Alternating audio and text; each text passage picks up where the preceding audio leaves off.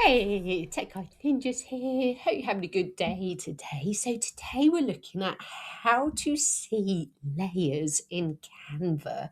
If you didn't already know, layers are the different parts of your design. So like the text, the little graphics, the shapes, the images, different text. So they are the layers that make up your design.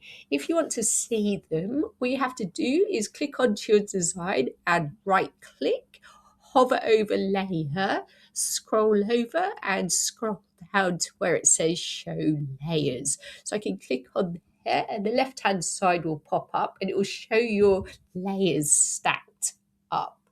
So this is how you can see your layers really quickly and easily. I hope that was helpful. Please like the video and subscribe. I will see you soon.